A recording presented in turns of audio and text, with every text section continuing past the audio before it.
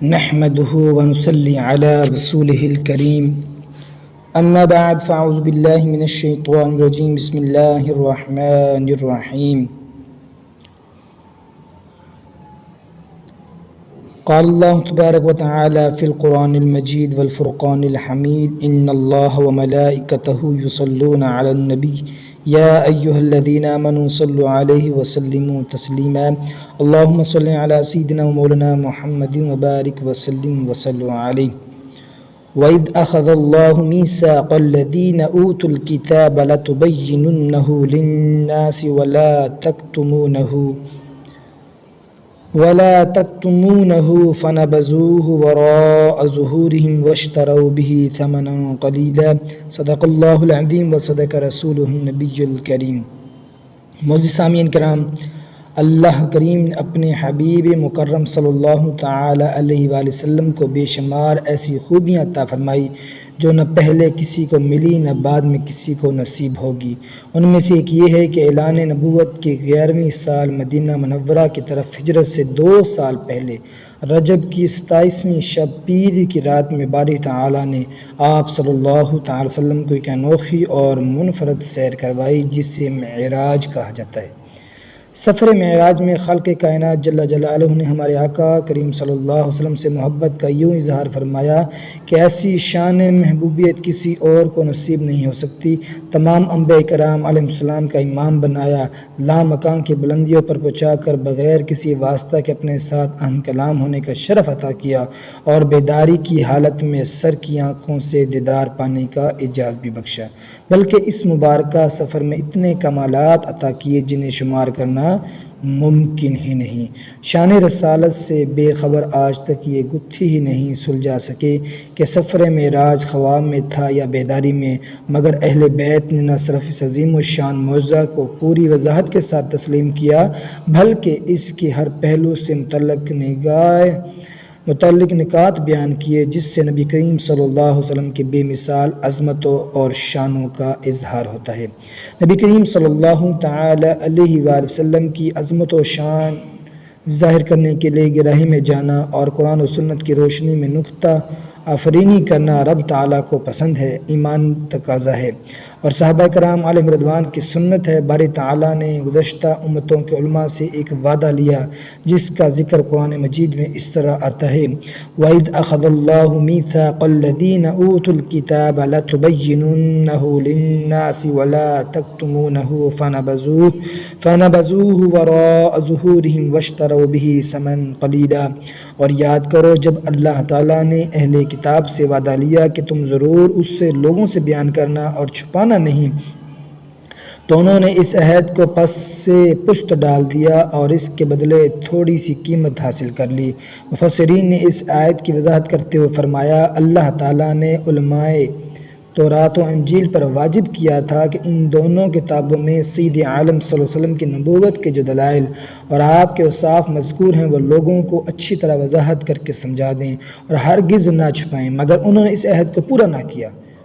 رشوتیں لے کر سید عالم صلی اللہ علیہ وسلم کے اوصاف کو چھپایا اور لوگوں کے سامنے واضح نہ کیا۔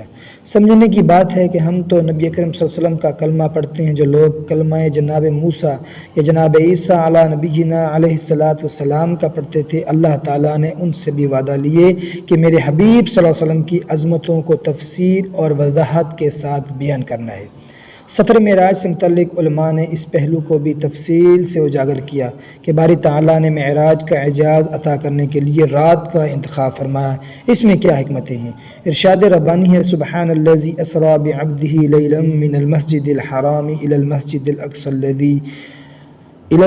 الاقصى الذي باركنا حوله لنريه من آیاتنا انه هو السمیع البصیر۔ ہر عیب سے پاک ہے وہ ذات جس نے اپنے خاص بندے کو رات کے کچھ حصے میں مسجد حرام سے مسجد اقصی تک سیر کروائی جس کے ارد گرد ہم نے برکتیں رکھی ہیں تاکہ ہم سے اپنی عظیم نشانیاں دکھائیں، بے شک وہی سننے والا دیکھنے والا ہے۔ ظاہر ہے کہ اللہ تعالیٰ کے ہر فعل میں بے شمار فوائد اور حکمتیں ہوتی ہیں، اس کا کوئی بھی کام اتفاقی یا رسمی نہیں ہوتا، ہر چیز تقاضائے حکمت کے عین مطابق ہوتی ہے۔ اس کا ایک صفاتی نام حکیم بھی ہے، لہٰذا حکیم قرآن کریم میں 38 بار اس کے مطابق صفاتی نام کے طور پر ذکر فرمایا گیا ہے۔ بلا شبہ معراج شریف کے لیے رات کا انتخاب فرمانے میں بے شمار حکمتیں ہوں گی۔ آج کے خطبے میں چند حکمتوں کا تذکرہ ہوگا انشاءاللہ تعالی۔ اس موضوع سے نبی کریم صلی اللہ علیہ وسلم کی محبت و تعظیم میں بھی اضافہ ہوگا اور اپنی اصلاح کے لیے بھی رہنمائی ملے گی انشاءاللہ عز و جل۔ سفر معراج میں رسول اللہ صلی اللہ علیہ وسلم جہاں پہنچے وہاں نہ رات ہے نہ دن، کیونکہ دن اور رات سورج کے طلوع اور غروب ہونے کا نام ہے، اور سورج تو پہلے آسمان سے بھی نیچے ہے، کہاں ساتواں آسمان، کہاں عرش و کرسی اور کہاں لامکہ کی بلندیاں، مگر جس جہاں سے سفر کا آغاز ہوا وہاں دن اور رات کا نظام ہے۔ جن لوگوں کے سامنے شان نبوت ظاہر کرنی تھی وہ دن اور رات کے سسٹم میں وقت گزارتے ہیں، اور ان کا معمول یہ ہوتا ہے کہ دن کو زندگی کے معاملات سر انجام دیتے ہیں اور رات کو پیاروں کی یاد آتی ہے، محبوبوں سے ملاقات ہوتی ہے۔ حضرت میاں محمد بخش عارف علیہ رحمہ نے خوب فرمایا،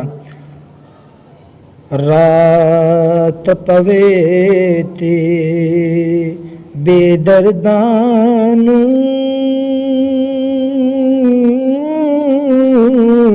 سخ دینی در آوے درد مندانو یاد سجن دی ستیان جگاوے۔ چنانچہ اللہ کریم نے معراج کے لیے رات کا وقت پسند فرما کر مخلوق کو نبی کریم صلی اللہ علیہ وسلم کی شان محبوبیت دکھائی۔ تم یہ تو نہیں سمجھ سکتے کہ وہ اپنے مالک کو کتنے پیارے ہیں، تاہم رات کی تنہائی میں اس شان کے ساتھ ان کی تشریف لے جانے سے اتنا سمجھ لو کہ ایسا کوئی محبوب سنا ہوگا نہ کہیں ہے، ایسا محبوب کوئی نہ ہوگا نہ کہیں ہے۔ اس کی شان محبوبیت تو یہ ہے کہ ام المؤمنین سیدنا عائشہ صدیقہ رضی اللہ تعالی عنہا نے ایک مرتبہ عرض کیا، ما ارا ربک الا یسارع فی ہواک، یا رسول اللہ میں تو ہمیشہ یہی دیکھتی ہوں کہ جو آپ کی رضا ہوتی ہے اللہ تعالیٰ فوراً ویسے ہی کرم کر دیتا ہے۔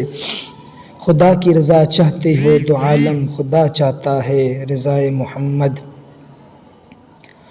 محبت بڑھانے کو اس حسین وقت میں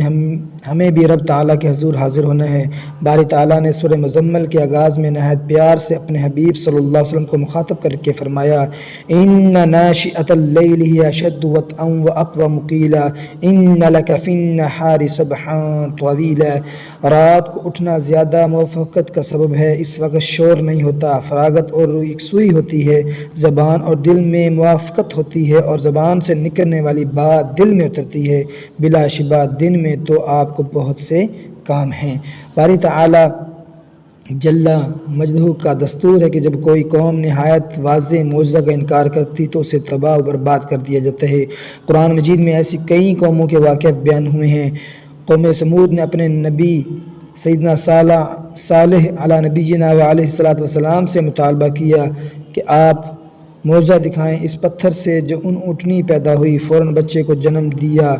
تو ہم ایمان قبول کر لیں گے۔ چنانچہ آپ نے اللہ تعالیٰ کے حکم سے ایسا کر دکھایا، مگر پھر بھی وہ نہ مانے تو باری تعالیٰ نے ان کا نام و نشان مٹا دیا۔ سفر معراج کا اندازہ اگر یہ ہوتا کہ دن کے وقت حرم کعبہ میں سب لوگ موجود ہوتے، ان کی آنکھوں کے سامنے آسمان سے فرشتوں کا جلوس حاضر خدمت ہوتا،